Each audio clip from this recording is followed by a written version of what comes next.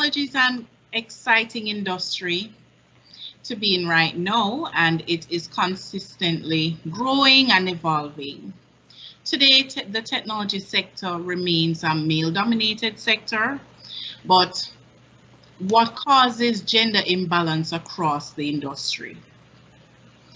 Is it hard for women to enter the industry? A recent study from the PwC found just 17% of tech or ICT workers in the UK are females, and there has been little change to this figure over the last decade. Good day, ladies and gentlemen. My name is Camille Sterling, Chief Operations Officer of Vertis Technology. Today, we have invited these lovely ladies on the panel to discuss the challenges they have faced in tech. Ladies, please introduce yourselves, starting with Raquel. All right. Hi, everyone. Happy to be here. Thanks for having me.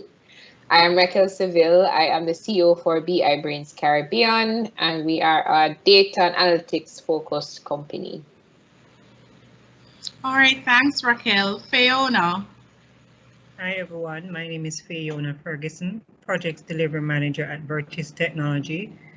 We provide IT services and solutions to companies, schools, you name it, we provide it. Great. Cassandra? Good evening, everyone. My name is Cassandra Lee Sterling, and I'm a systems engineer at Vertis Technology on the service delivery team. Okay, great. Raquel, why do you think it's important for more women to join the tech industry? All right. I think it is important because, as the saying goes, you can't be what you can't see. And I think representation matters in every field, and tech is no different. So it helps, I think, for the young girls growing up to see women in different spaces in tech, right? Different areas, right? So not, you see women in software engineering, women doing networking.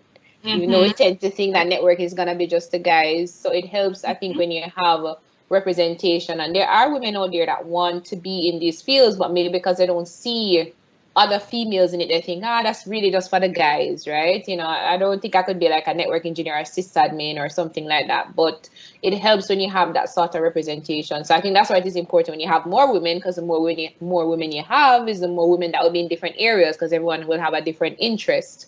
So I think it helps because representation matters, and it's very, very important to see people like you doing the things that you want to do.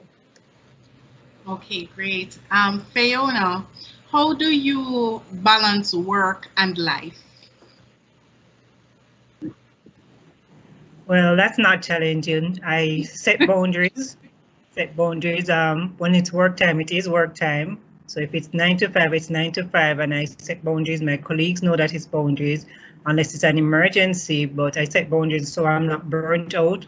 Once it's 5 o'clock or 5:30, I stop reading my emails. I stop thinking about projects that I need to follow up on and return calls, because I make sure that I work efficiently so that there's nothing left hanging. So I do set boundaries. Also, I prioritize and stick to them, and I make time for myself and my loved ones.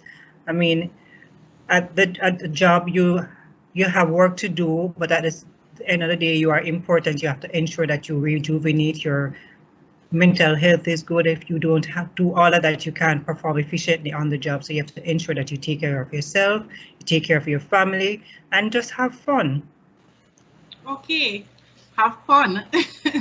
Cassandra, what first sparked your interest to work in the tech industry?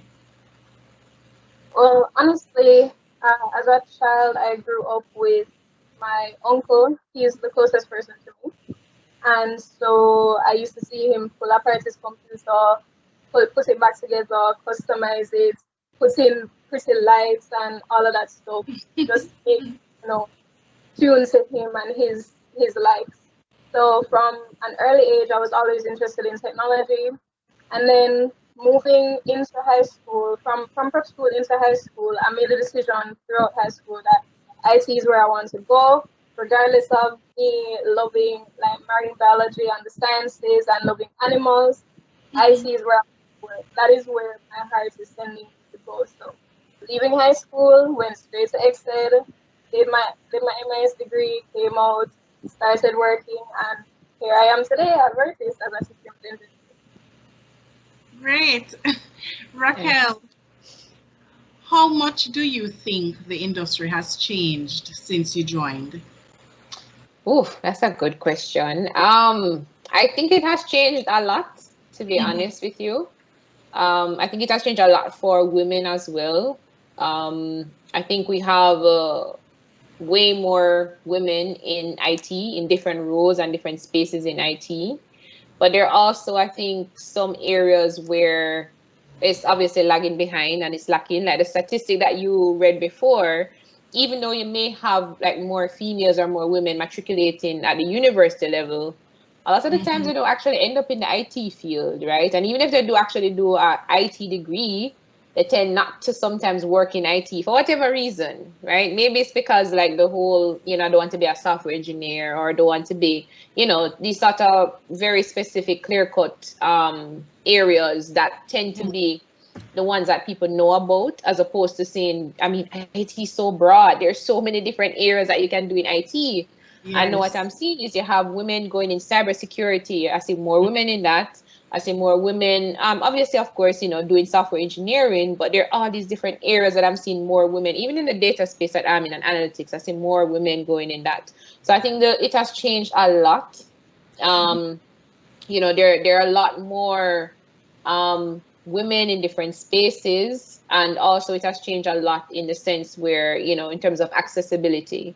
I think before maybe seemed like IT, you had to be doing like math and you had to be doing this and all of these different things. And I think people understand, like, Cassandra just said she did an MIS degree at EXED, right? So it's showing you that, you don't have to go hardcore computer science and be doing math and be doing all of these, applied mathematics, all of these different things that I had to do in my computer science degree. It can be more focused and targeted in how you learn. There's online learning that you can actually do.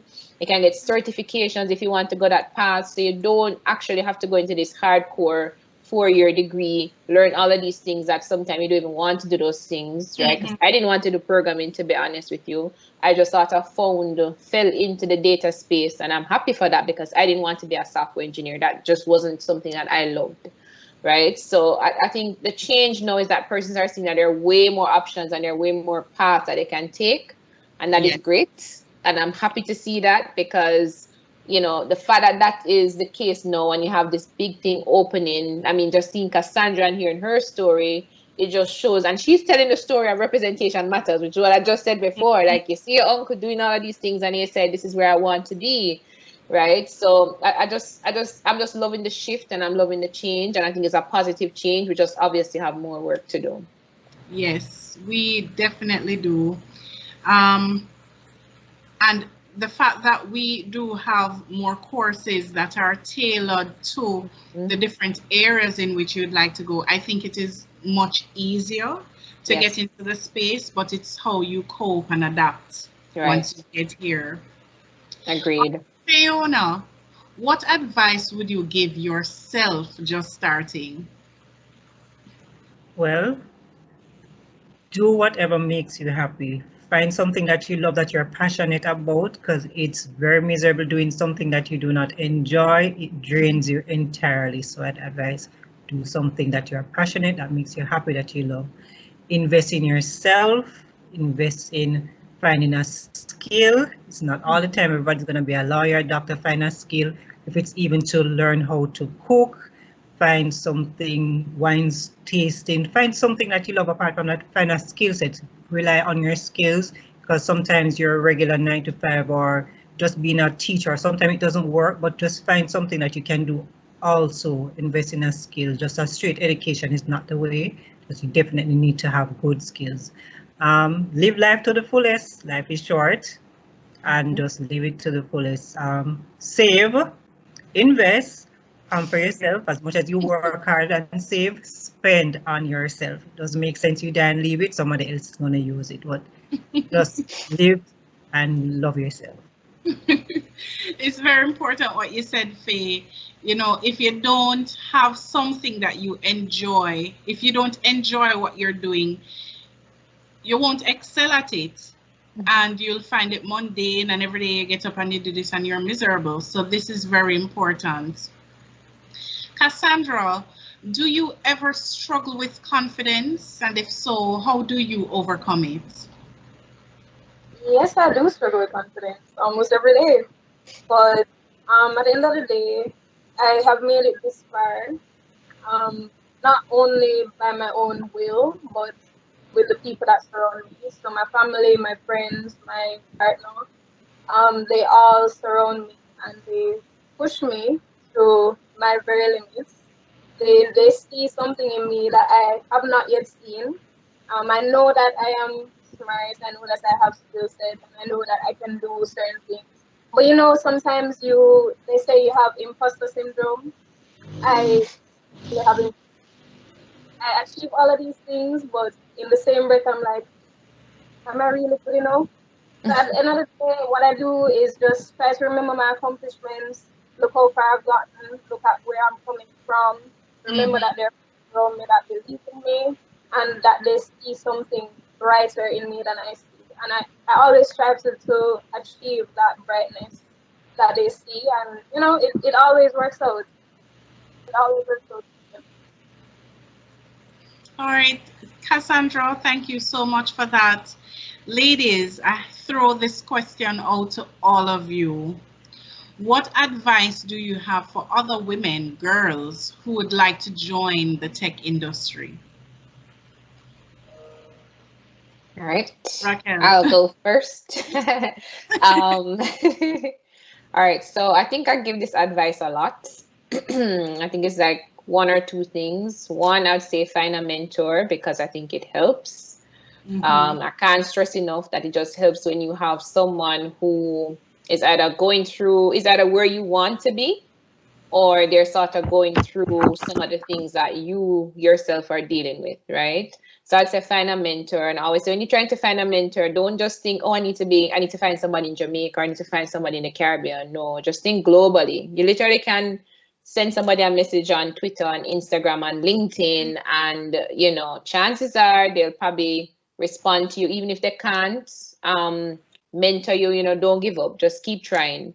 And you know, mentorship can take different ways too, right? You could just follow somebody, and based on the things that they share, the things that they post, you get inspiration from that. Maybe they suggest books that you could read, whatever it is. I would just say find a mentor in the space, someone that you can, you know, sort of look up to in terms of where they are, and that you can learn from that person.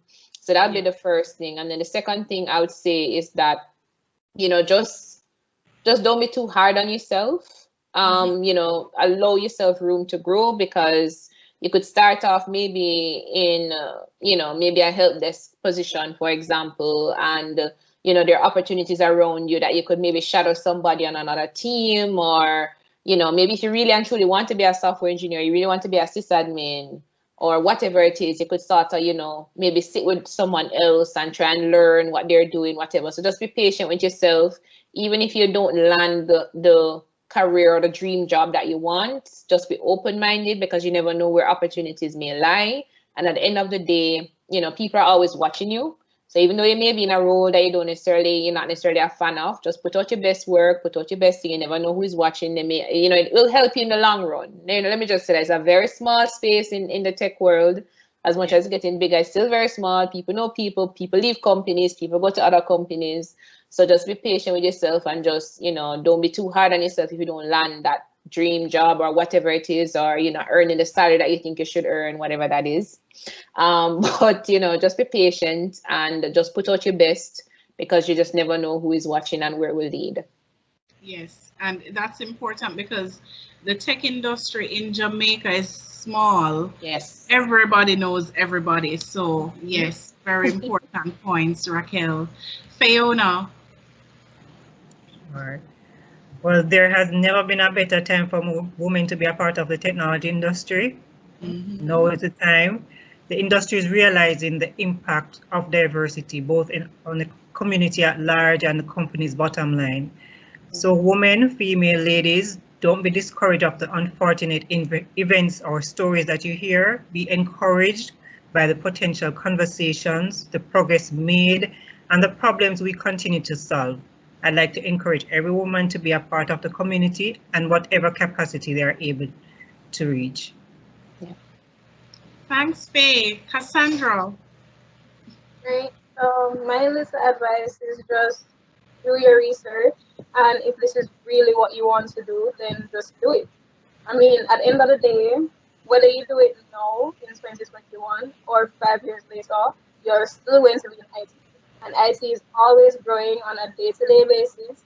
So it's not like if you do it now, then you're going to be missing out on something. You always have opportunities to grow. You always have opportunities to build yourself. As I said earlier, on a day-to-day basis, I learn things during my job. Every single day I learn something. So it's not setting you back. It's not pushing you off from doing something else. You can do this while, as Fiona said, while living your life to the fullest. So just do it. Don't be discouraged by what other people might say. Don't be discouraged that it's a male-dominated field. There are a lot more women in IT now, as Raquel said, a lot more. And you have so many options that you can dive into and like broaden your resume. So just do your research. And if it's really what you want to do, just jump in and do it. Thank you so much, ladies. So our takeaway today is find something that you love, an area in tech. If you want to come in tech, find that area that you love so that you can enjoy doing what you're doing and you can be productive doing what you're doing. Find a mentor, find someone in the area for guidance. Also, don't be too hard on yourself, right? Be patient. And constantly be open for learning new things, and also continue doing research because technology is evolving. Every single day something new happens. So be open to learn and evolve and learn new things. Thank you so much, ladies, for joining today. And I wish for you successes in your areas and that you consistently grow and evolve. And I encourage others in the area, other women, if you can be mentors to other young ladies coming in, that would be something that will help to increase the amount of women that would join the industry. Ladies, take care. Ladies and gentlemen, thank you so much for joining us this evening. Thanks for having me. Thank you. Having me.